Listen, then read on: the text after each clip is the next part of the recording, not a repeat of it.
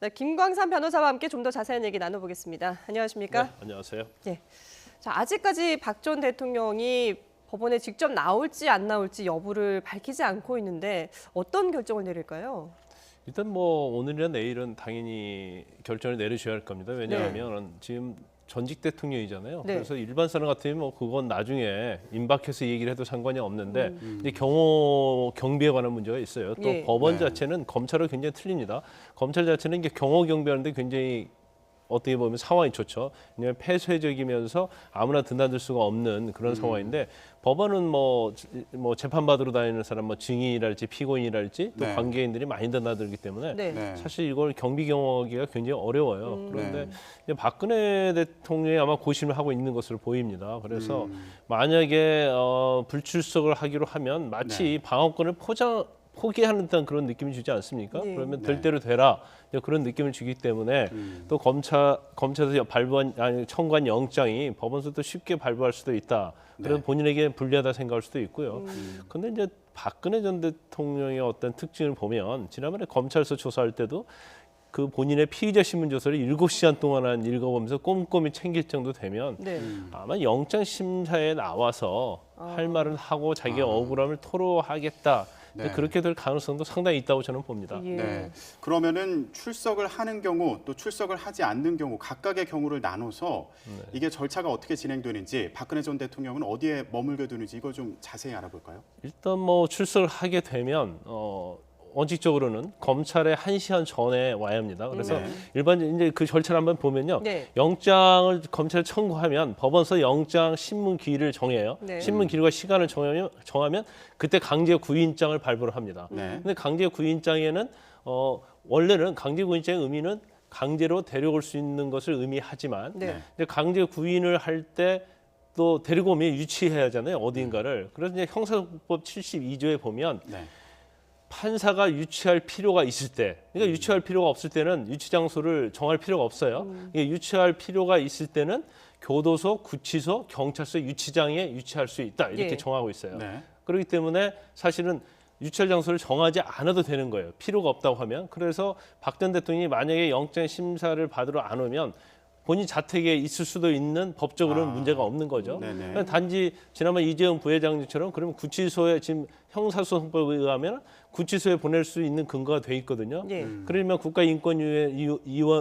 국가인권위원회에서 구치소에 보내는 것 자체는 아직 영장이 발부되지 않은 사람의 어떤 인권을 침해하는 것이다. 왜냐하면 네. 구치소 가면 일단 수감번호 달죠. 근데 알몸으로 신체 검사 다 한단 네. 말이에요. 지문도 다 채취하거든요. 그렇기 때문에 마치 영장이 발부된 사람처럼 인권을 유린하는 것이다. 인권을 네. 침해하는 것이다. 그래서 헌법에 위반된다. 그렇게 결정했기 때문에 네. 네. 앞으로는 이제 구치소에 유치하는 경우는 거의 없을 거라고 이번 보고요. 달부터 그렇게 바뀐 게 아니고 좀 더 시간이 있나요? 전에 1월에 국가인권위에서 예, 예. 결정이 나왔죠. 네. 그래서 네. 법원에서는 앞으로는 구치소는 보내지 않겠다. 이제 그런 취지인 것 같아요. 네네. 그렇기 때문에 박근혜 전 대통령이 구치소로 갈 가능성은 별로 없고요. 만약에 네. 있다고 유치 장소를 정한다고 하면 적어도 자택 아니면은 검찰청에 지난번 1001호실에서 조사받고 예. 1002호실이 휴게실이었잖아요. 그렇죠. 네. 근데 그 장소 될 수 있는 가능성이 좀 있죠. 예. 그런데 이 지금 영장 실제 그러니까 구속영장 청구하고 나서 영장 심사까지 시간이 평소 그 다른 통상적인 그 경우보다 비교했을 때 하루 정도 더 여유를 둔 게 아닌가 싶거든요. 그 이유가 있을까요? 일반적으로 뭐 이틀 정도의 시간을 줍니다. 그런데 사실은요 한 일주일 안에 영장 심사를 할 수가 있어요. 그래서 이제 저희 같은 경우에도 의뢰인이 이틀 후에 출석하기 어려우면 네.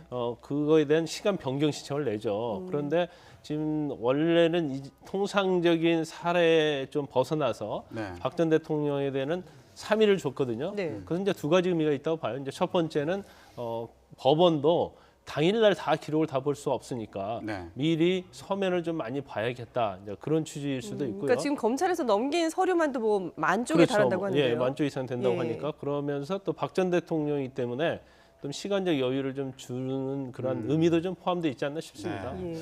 자, 검찰이 구속영장을 청구하면서 중대한 사안이다, 사안이 중대하다 이렇게 밝혔는데 사실 이 얘기는 헌재에서도 들었던 것 같아요. 이게 탄핵을 할 만한 중대한 사안인지를 봐야 된다. 이런 부분이 쟁점이 되지 않았습니까? 네. 지금 검찰에서 중대한 사안이다 이렇게 얘기한 부분은 어떤 의미로 해석을 해야 될까요? 이런 중대한 사유라는 것은 이제 가장 중요한 부분이 뇌물 아니겠어요. 그래서 어떤 그 대통령의 막강한 권한을 이용해서 그 권한을 남용해서 기업으로부터 뇌물을 수수하게 하고 그다음에 또 기업의 어떤 자율적인 경영권도 침해하면서 또 지금 혐의가 13가지나 되잖아요. 네. 그리고 공무상 비밀 누설이랄지 또 블랙리스트와 관련된 직권남용 이런 것을 전체 합치면 사안이 아주 중대하다는 걸 의미하는 거죠. 그래서 네네. 더군다나 이게 뭐 개인적인 어떤 범죄보다는 이제 국정농단에 관한 범죄고 국기를 흔드는 그런 범죄이기 때문에 네. 이 부분에서 굉장히 중대한 범죄다. 그리고 사실 지난번 탄핵 결정 때도 그냥 헌법 위반만 가지고는 탄핵하지 않잖아요. 파면하지 않잖아요.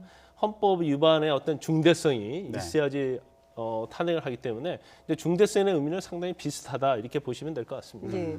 근데 그 검찰에서 삼성이 뭐 재단에 낸 돈도 있고 또 최순실 씨에게 건넨 돈도 있지 않습니까? 이 네네. 두 가지에 대한 성격을 어떻게 보고 있는 건가요? 일단 최순실 씨의 정유라의 승마 지원 네. 그것은 최순실 씨와 박근혜 대통령 간의 박근혜 전 대통령 경제적 이익을 같이 나누는 경제 그런 걸 보기 공동체다. 때문에 예. 네. 정유라 씨나 최순실 씨가 받은 어떤 금전적인 것이 박 전 대통령이 받은 것과 동일시하는 거기 때문에 네. 이건 단순 뇌물죄가 되는 거고요. 삼성과 관련된 부분에 있어서는 삼성의 어떤 경영 승계, 특히 삼성물산과 제일모직과 관계된 부분에 있어서 어떤 부당한 청탁이 있었고 그에 대한 대가가 있었다. 그래서 네. 제3자 뇌물 수수를 나누어서 네. 영장 청구 범죄 사실에 기재된 것으로 보입니다. 네, 그러면 앞서서는 삼성 쪽에서 본인들은 강요에 의해서 돈을 낸 거다, 피해자다 이렇게 얘기를 했고요. 네.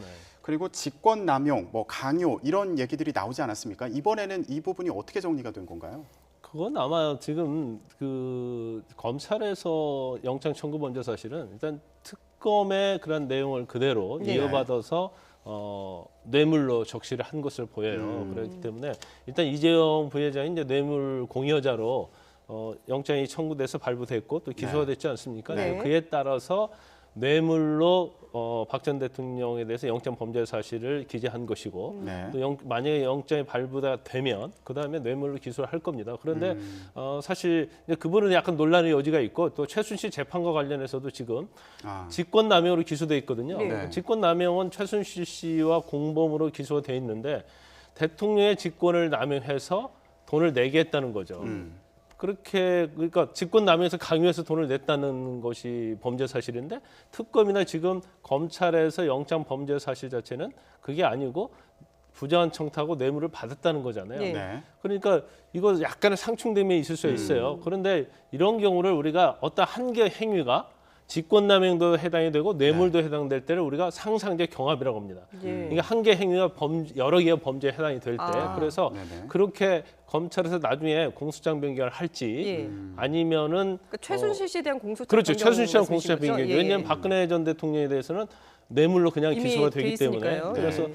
그다음에 이제 좀 굉장히 어려운 부분인데 이제 우리가 보통 공소장에 주의적과 예비적이 있어요. 그래서 주의적 그러니까 주의적 공소장 내용이 인정이 안 되면 예비적으로 이거라도 인정이 된다. 그래서 주의적 예비적으로 할 수 있어요. 그러니까 그러니까 주냐 예비냐. 그렇죠. 예. 예를 들어서 뇌물이 주로 하고 직권남용을 예비적으로 하는 네네. 거예요. 그런데 네. 심리를 해보니까 뇌물이 아니에요. 이건 대통령이 직권을 남용해서 한 거단 말이에요. 그러면 뇌물죄는 무죄가 나고 예비적 범죄 사실 그 부분에 대해서만 유죄를 내는 거죠. 그러니까 둘 중에 하나를 유죄를 내는 거고 네. 또 여러 가지 또 선택적 그런 거 있는데 이제 그 부분 너무 복잡해서 네네. 적어도 이제 그 정도 선에서 검찰에서 네. 공소장을 정리할 가능성이 크다 이렇게 네, 봅니다. 지금 중요한 부분은 그러니까 검찰에서 박근혜 전 대통령에게 뇌물 혐의를 적용했다. 삼성과 네. 관련된 부분에서 뇌물 혐의를 적용했다. 이 부분이라고 보면 되는 상황인 거죠. 네, 맞습니다. 네, 네. 그렇죠. 알겠습니다. 자, 그러면 다른 기업들과 관련해서는 지금 어떻게 보고 있다고 봐야 되는 건가요?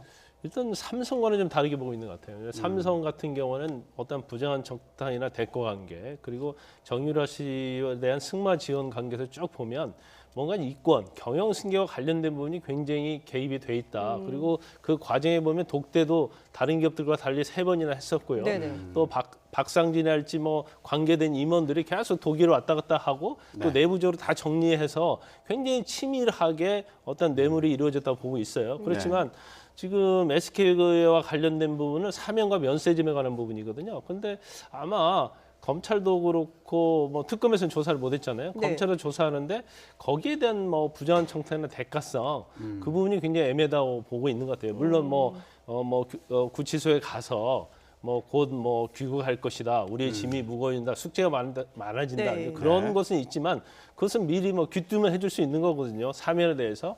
그래서 그런 다음에 이제 또 면세점 부분도 사실은 뭐 공정한 절차에서 했다고 주장하기 때문에 네. 이걸 어떤 부정한 청탁과 대가와 관련해서 하기는 굉장히 증거가 없지 않나 싶어요. 그래서 그 부분은 검찰에서 보류를 하고 영장을 청구한 것이죠. 네. 네. 그런데 제가 개인적으로 볼 때는 아마 SK나 롯데 같은 경우까지 뇌물로 가기는 쉽지 않다. 저는 그렇게 봅니다. 예. 왜 그렇게 보시는 거죠? 아까 말씀드린 증거가 것처럼 아직은 그렇죠. 부족해서. 그 어떤 K나 스포츠 미르재단한테 돈 준 거랄지 나중에 뭐 최순실 측에서 WK 통해서 뭐 돈을 요구하고 그런 대목에 있어서도 어떤 서로 대가적 관계가 있었느냐 이제 그 부분에 대해서 삼성과 달리 입증하기가 쉽지 않다는 거죠. 예. 네.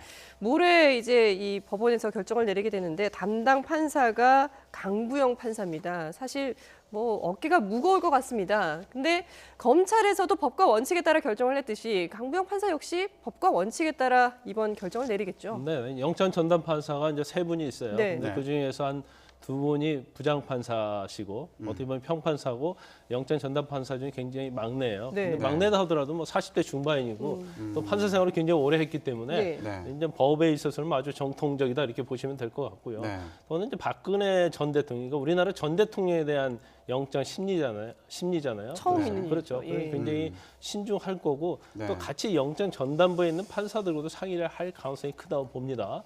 그래서 아마 뭐 법과 원칙에 하겠지만은 네. 결국 똑같은 뭐 기준이 적용된다고 봐요. 그러니까 검찰에서 어떤 영장 청구 기준과 상당히 비슷하다. 사안의 중대성 그리고 과연 증거인멸 우려가 있는지 네. 네. 그리고 이제까지 구속된 뭐 최순실 씨랄지 최측근과 형평성 이 문제를 보면서 과연 검찰이 제출한 증거가 이 부분을 다 소명하고 있는가 이제 거기까지 보겠죠. 예. 그런데 일각에서는 아마 영장 발부 여부를 결정할 때 법원 전체 결정을 좀 고려하지 않겠냐 이런 관측도 나오고 있는데 이게 무슨 얘기일까요? 법원 전체 네, 결정이라는 것은 법원 전체 분위기를 보지 않겠냐 이런 관측도 나오고 그러니까 있더라고요. 강부영 판사 혼자 결정하기 쉽지 않을 것이다 이런 의도인가요? 근데 원칙적으로 영장 전담 판사는요 예. 독립적으로 본인 혼자 결정하는 거예요. 그런데 네. 결정 과정에서 예. 뭐 상사한테 의견을 듣는다 그건 아니고 적어도 같이 영장을 전담하는 판사들한테 의견을 구할 수는 있겠죠. 네. 그렇지만 원칙적으로는 영장 전담 판사가 독자적으로 결정하는 게 맞습니다. 그래서 예. 제가 볼 때는 아마 법과 원칙이라는 것이 뭐 검찰의 김수남 총장이 똑같이 한 얘기죠. 예. 그래서 과연 법에 정해진 기준에 의하면 이게 과연 영장 발부 대상이 되느냐 이제 그 부분을 판단하는데 저는 개인적으로 볼 때는 영장은 발부가 된다 이렇게 저는 말씀드리고 싶습니다. 예, 알겠습니다. 네, 지금까지 김광삼 변호사와 함께했습니다. 오늘 말씀 잘 들었습니다. 네, 감사합니다.